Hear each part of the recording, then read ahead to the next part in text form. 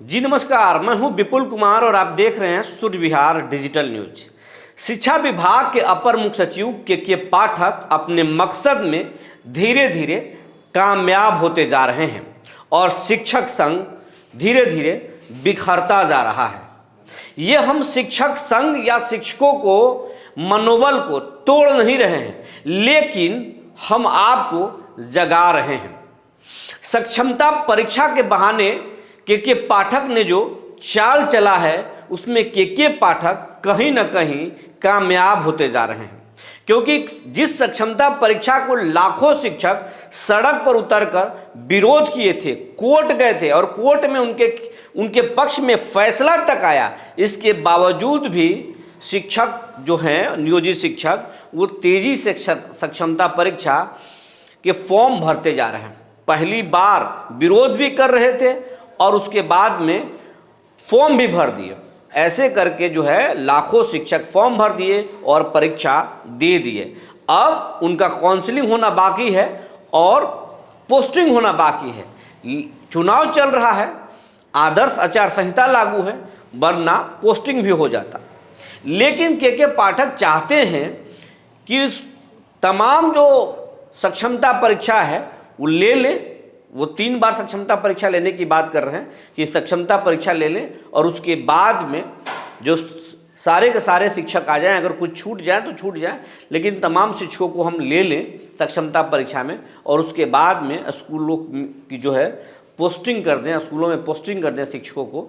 तो ये है अंदर खाने की बात। ये है कि जो सक्षमता परीक्षा के लिए दूसरा जो फॉर्म निकाला गया है उसमें भी बड़े पैमाने पर शिक्षक जो हैं वो सक्षमता परीक्षा के फॉर्म भरे हैं और सक्षमता परीक्षा के फॉर्म नहीं भरने वालों की जो संख्या है वो धीरे धीरे कम होती जा रही है, बहुत कम रह जाएंगे।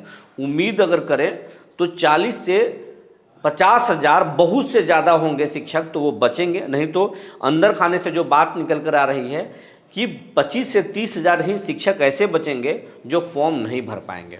और अगर इस बीच ओपीएस, ओल्ड पेंशन स्कीम और तमाम इस तरीके के और वायदे अगर चुनाव के बीच में कर दिया गया और इंडिया ब्लॉक के जो नेता हैं वो मैनिफेस्टो में तो जारी नहीं किए हैं, लेकिन ये कहे हैं कि हम ओल्ड पेंशन स्कीम भी लेकर आएंगे, तो इस तरीके के अगर चर्चा चुनाव के बीच में हो गया तो फिर मानो शिक्षकों के बीच में होड़ मच जाएगा और पाठक जो है इस तरीके की जो बात है उसको वो प्रचारित भी करवा रहे हैं अंदर खाने से।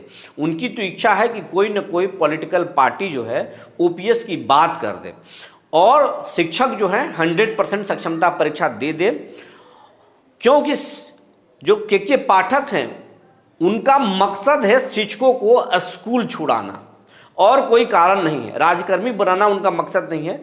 शिक्षकों को उनका जो मूल विद्यालय है उससे उनको छुड़ाकर दूसरे स्कूल में पोस्टिंग करना, यही पाठक जी का मकसद है और इसमें वो धीरे धीरे कामयाब हो रहे हैं। हालांकि जो समझदार शिक्षक हैं, जो जानकार शिक्षक हैं, वो बहुत चीज़ों को नाप तोल रहे हैं।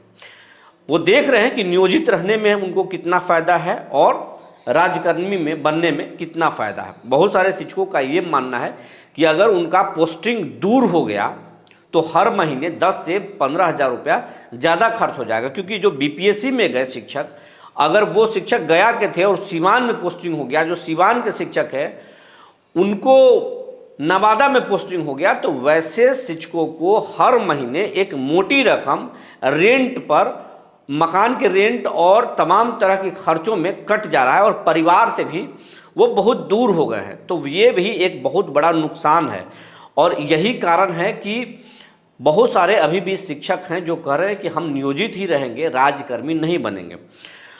और एक ऐसा तबका है जो ओपीएस के चक्कर में जो है वो फॉर्म भर रहा है, तो ये कन्फ्यूजन है। लेकिन अगर कुल मिला जुला के अगर बात करें तो के पाठक धीरे धीरे धीरे धीरे अपने मकसद में कामयाब होते नज़र आ रहे हैं और शिक्षकों में जो है आपस में बहुत फूट है। हालांकि वो कैमरे पर नहीं नज़र आ रहा है, लेकिन अंदर अंदर बहुत संगठन में भी फूट है। ये हम आरोप नहीं लगा रहे हैं, किसी शिक्षकों पर कोई दोष नहीं मर रहे, लेकिन ये बात आ रही है, अंदर खाने से आ रही है।